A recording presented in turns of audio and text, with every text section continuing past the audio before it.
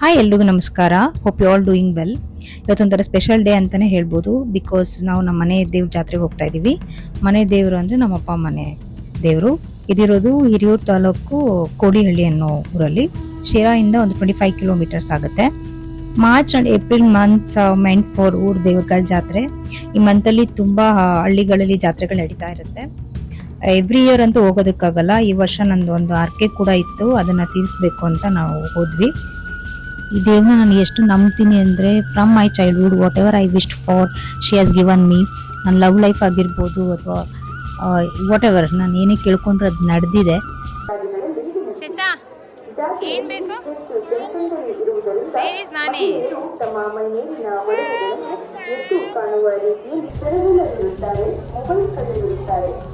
ಈ ದೇವ್ರ ಜಾತ್ರೆ ಆಲ್ಮೋಸ್ಟ್ ಒಂದು 5 to 6 days ಅಥವಾ 1 week ನಡೆಯುತ್ತೆ. ಬಟ್ ನಾವು ಯಾವತ್ತೂ ಫುಲ್ ಜಾತ್ರೆ ನಾವು ನೋಡಿಲ್ಲ.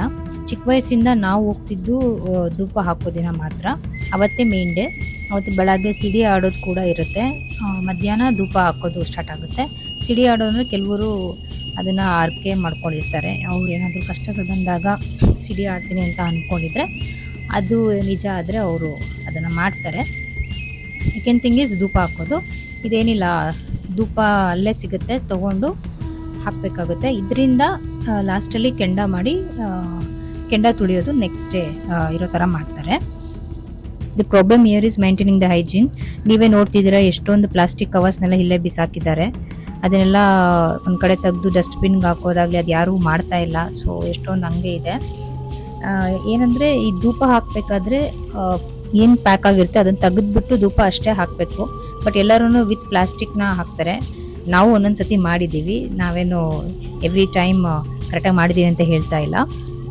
ಹಂಗೆ ಮಾಡೋದ್ರಿಂದ ಏನಾಗುತ್ತೆ ಅಂದರೆ, ನೆಕ್ಸ್ಟು ಬೆಳಗಿನ ಜಾವ ಅಷ್ಟರಲ್ಲಿ ಅವ್ರು ಕೆಂಡ ಮಾಡಬೇಕಲ್ವಾ, ಅವ್ರು ಪ್ರತಿಯೊಂದು ಪ್ಲಾಸ್ಟಿಕ್ನೂ ಅವ್ರು ತೆಗಿಬೇಕಾಗುತ್ತೆ. ಇಲ್ಲ ಅಂದರೆ ಪ್ಲಾಸ್ಟಿಕ್ ಏನಾದರೂ ಅದರಲ್ಲೇ ಉಳ್ಕೊಂಡ್ರೆ ಕೆಂಡ ತುಳಿಬೇಕಾದ್ರೆ ಒಬ್ಬರು ಕಾಲಿಗೆ ಏನಾದ್ರೂ ಅದು ಟಚ್ ಆದರೆ ಕಾಲು ಫುಲ್ ಬೆಂದೋಗುತ್ತೆ. ಸೊ ಅದನ್ನ ಪ್ರಾಪರಾಗಿ ಕವರ್ ರಿಮೂವ್ ಮಾಡಿ ಹಾಕೋದ್ರಿಂದ ನೆಕ್ಸ್ಟ್ ಕೆಂಡ ತುಳಿಯೋರ್ಗೂ ಯೂಸ್ ಆಗುತ್ತೆ.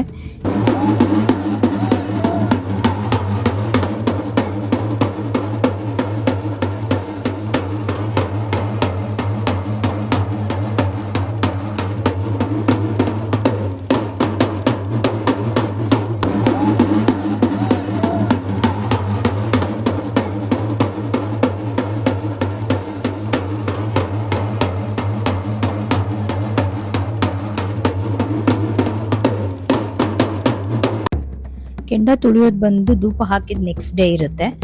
ಇಡೀ ದಿನ ಧೂಪ ಹಾಕಿದಾದ್ಮೇಲೆ ಅದನ್ನು ಸಂಜೆ ಎಲ್ಲ ಸಮ ಮಾಡಿಬಿಟ್ಟು ರೆಡಿ ಮಾಡ್ತಾರೆ. ಫಸ್ಟು ಒಬ್ಬರು ಪೂಜಾರವ್ರು ಫಸ್ಟ್ ಹೋಗ್ತಾರೆ, ಅದಾದಮೇಲೆ ದೇವ್ರು ಹೋಗುತ್ತೆ, ಅದಾದಮೇಲೆ ನೆಕ್ಸ್ಟು ಜನಗಳು ಹೋಗ್ತಾರೆ. For all these days I thought RK ತೀರ್ಸೋದು ಈಸಿ ಅಂತ. ಬಟ್ ಆರ್ಕೆ ಮಾಡ್ಕೊಳೋದು ಅಷ್ಟೇ ಈಸಿ, ತೀರ್ಸೋದು ತುಂಬ ಕಷ್ಟ. ಬಿಕಾಸ್ ಮಗುನ ಇಟ್ಕೊಂಡು ಓವರ್ ನೈಟ್ ಅವಳನ್ನ ನಿದ್ದೆ ಇಲ್ಲದೆ ಹ್ಯಾಂಡಲ್ ಮಾಡಿ ಕಾರಲ್ಲೇ ಮಲಗಿಸ್ಕೊಂಡಿದ್ವಿ.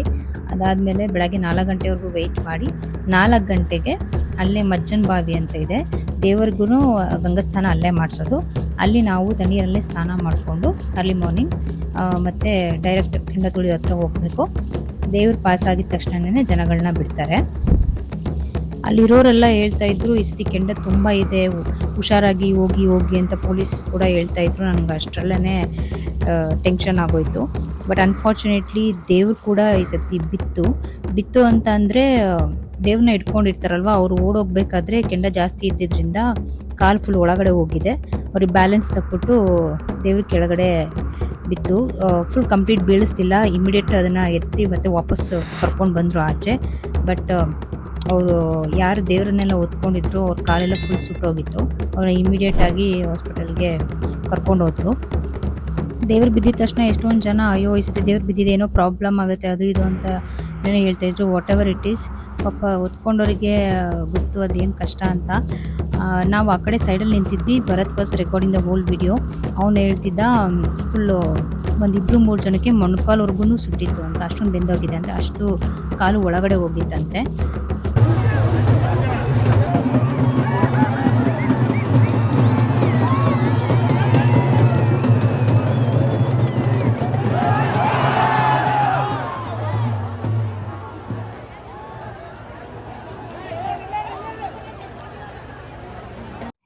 But my Renuka Devi never lost hope.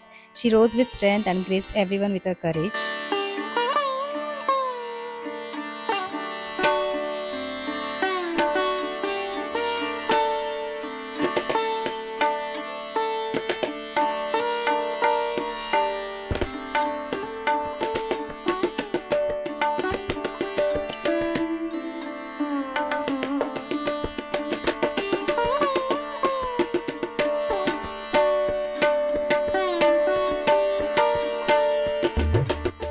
ಇದೆಲ್ಲ ಆದಮೇಲೆ ದೇವ್ರಿಗೆ ಗಂಗಸ್ಥಾನಕ್ಕೆ ಕರ್ಕೊಂಡೋದ್ರು ಮಜ್ಜನ್ ಬಾವಿ ಹತ್ರ.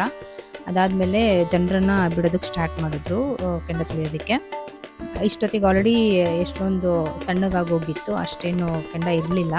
ಬಟ್ ಫಿಯರ್ ಅಂತೂ ಇದ್ದೇ ಇತ್ತು. So this is about this vlog. ನಾವು ಬೆಂಗಳೂರಲ್ಲಿ ಇದ್ದರೆ ಈ ಥರ ಜಾತ್ರೆನೆಲ್ಲ ಎಕ್ಸ್ಪೀರಿಯೆನ್ಸ್ ಮಾಡೋದಕ್ಕೆ ಆಗಲ್ಲ. So once in a year ಹೋದರೆ ತುಂಬ ಚೆನ್ನಾಗಿ ಅನಿಸುತ್ತೆ.